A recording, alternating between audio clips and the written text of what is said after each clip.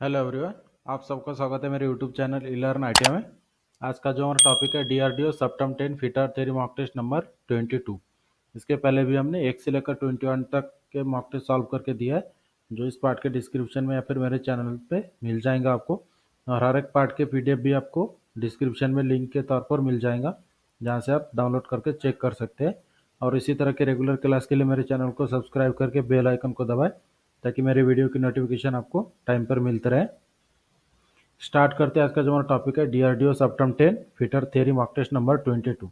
सबसे पहला क्वेश्चन है, what is the purpose of crowbar. Crowbar का उद्देश्य क्या है, जो क्वेश्चन में पूछा गया है। इसके लिए पहला ऑप्शन है टू राइज द लोड, दूसरा टू सस्पेंड द लोड, तीसरा to lift and move the load, और चौथा ऑप्शन है टू लोअर द लोड। तो जैसे क्वेश्चन में पूछा गया है कि what is the purpose of crowbar. Crowbar मतलब क्या होता है, जैसे हम कोई भी सबल यूज करते हैं तो सबल, क्रोबार मतलब होता है सबल। तो सबल का उद्देश्य क्या है, यही क्वेश्चन में पूछा है।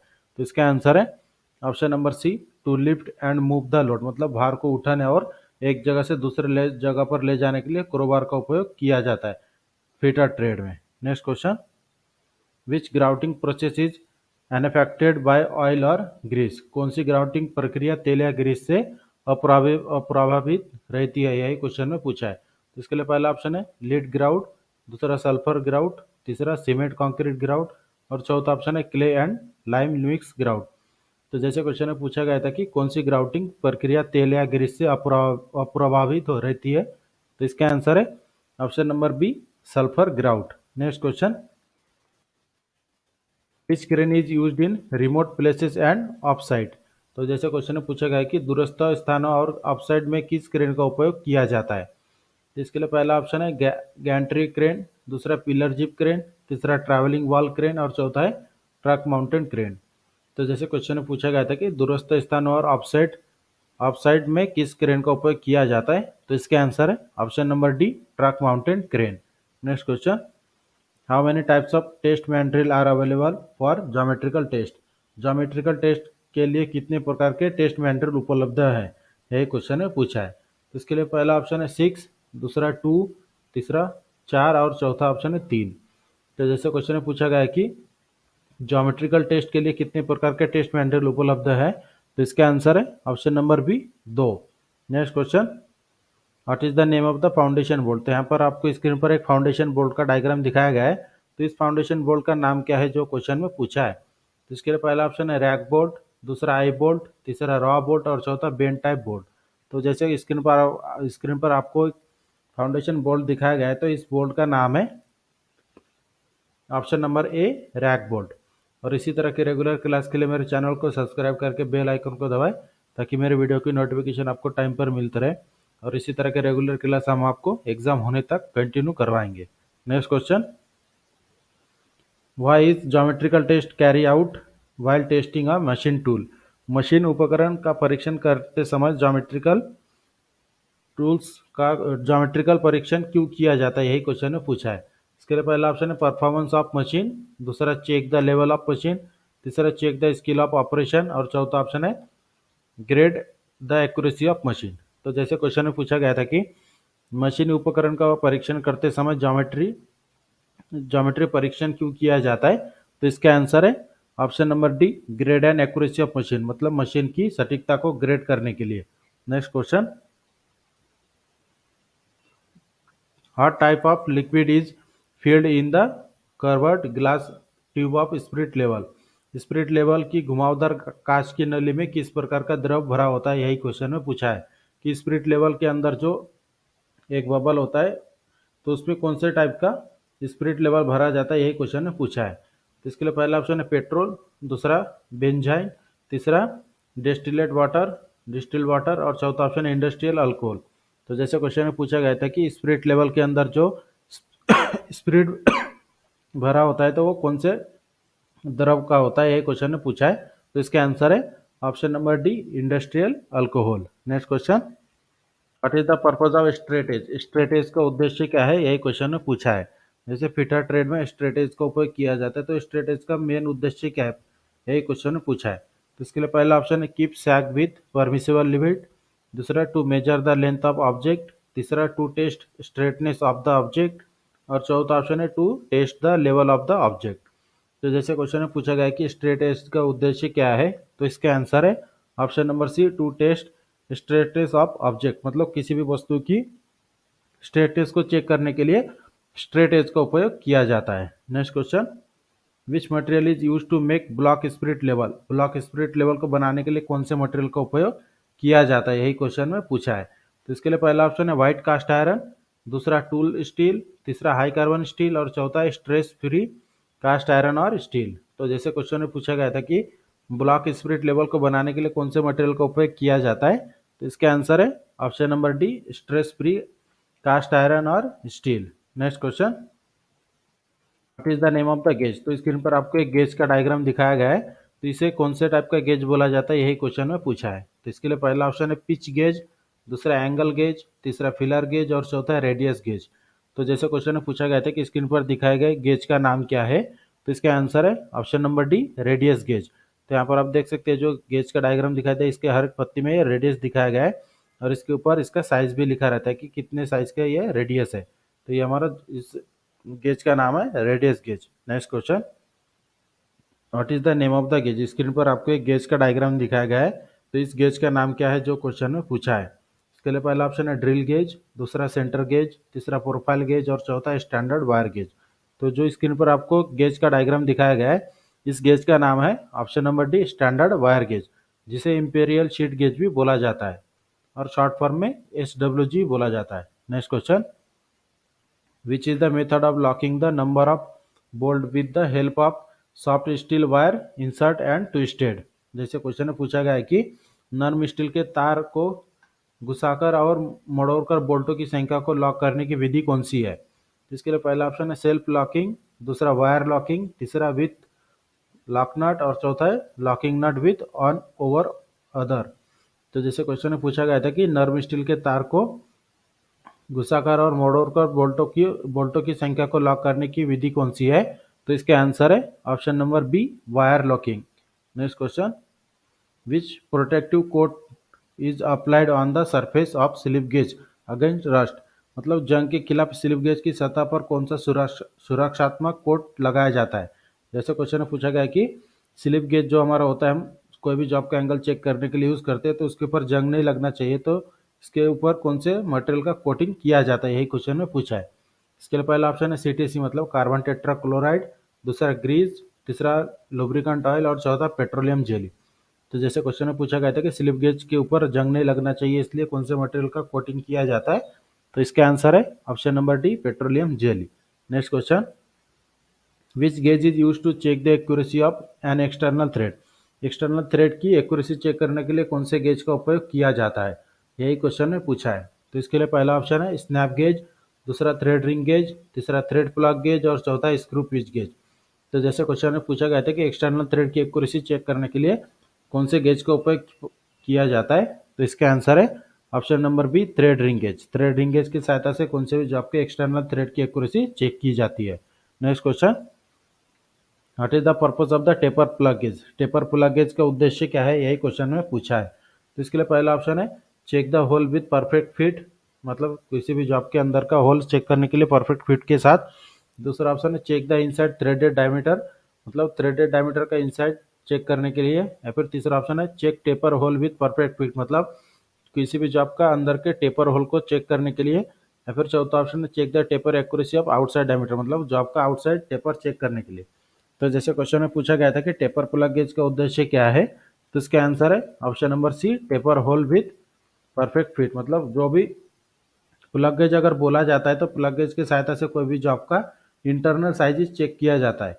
तो इस क्वेश्चन में पूछा गया था कि टेपर प्लग गेज पूछा गया है, तो इसलिए कोई भी जॉब का टेपर होल चेक करने के लिए टेपर प्लग गेज का उपयोग किया जाता है। Next question, what is the thickness range of BIS set of filler gauge, filler gauge के जो BIS के अनुसार जो सेट होता है उसकी रेंज कितनी होती है, यही क्वेश्चन में पूछा गया है।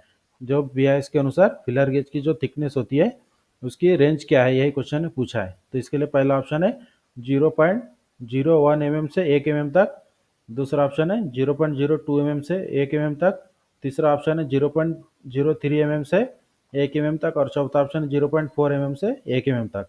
तो जैसे क्वेश्चन में पूछा गया था कि फिलर गेज के VIA सेट की मोटाई का रेंज क्या है? तो इसके आंसर है ऑप्शन नंबर सी, 0.03 mm से 1 mm तक। Next question, why go and not go end are provide in on end of the progressive plug gauge.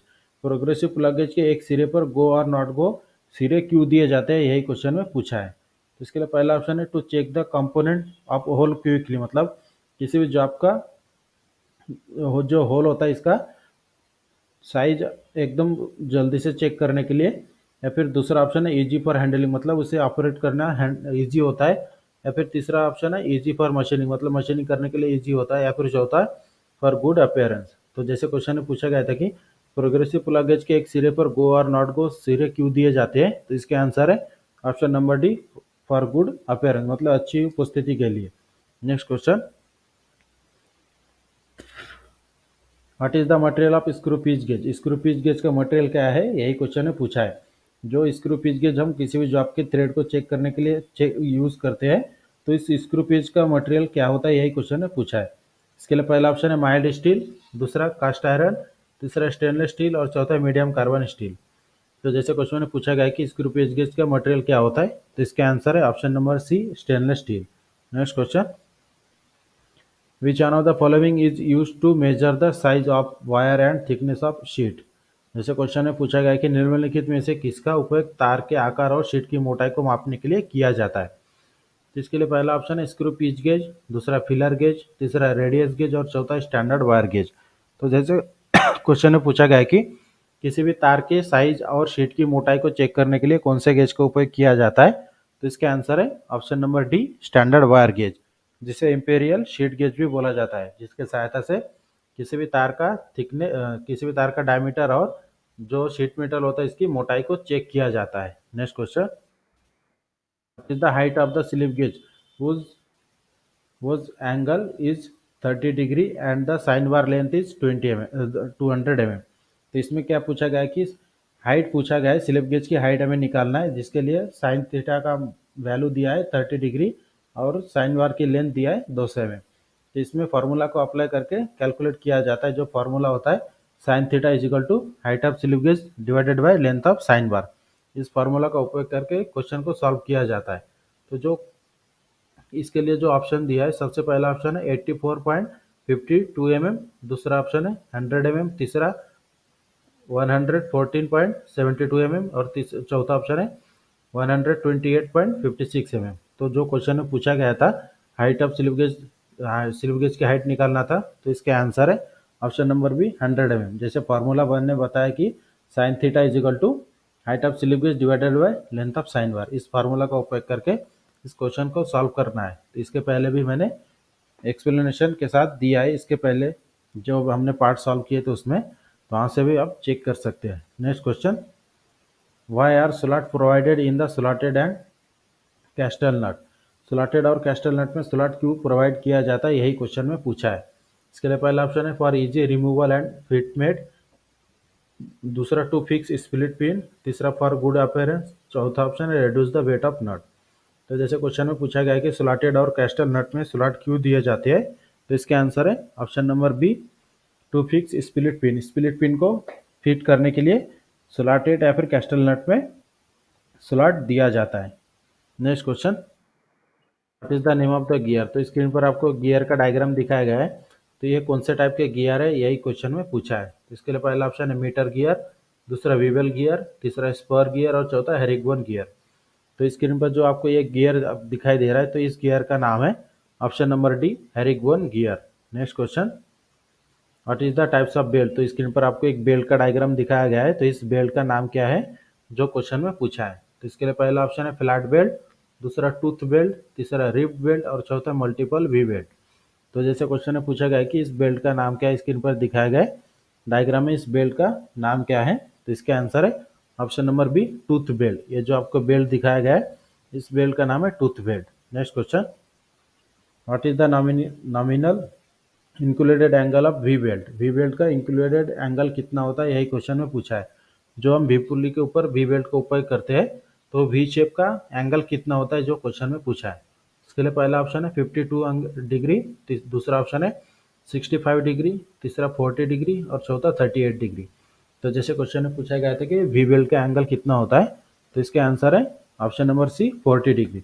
We weld का इंक्लूडेड एंगल होता है 40 degree. Next question, how diameter of rivet is determined, rivet का व्यास कैसे निर्धारित किया जाता है, कौन से फार्मूला के सहायता से अगर रिवेट का व्यास हमें निर्धारित करना है तो कौन से फार्मूला का उपयोग किया जाता है, यही क्वेश्चन में पूछा है।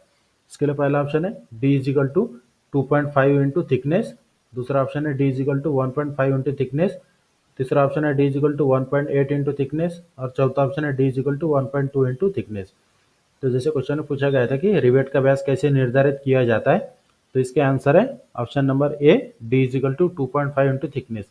डी मतलब रिवेट का जो डायमीटर होता है वही, उसी को शॉर्ट फॉर्म में डी के सहायता से दर्शाया जाता है।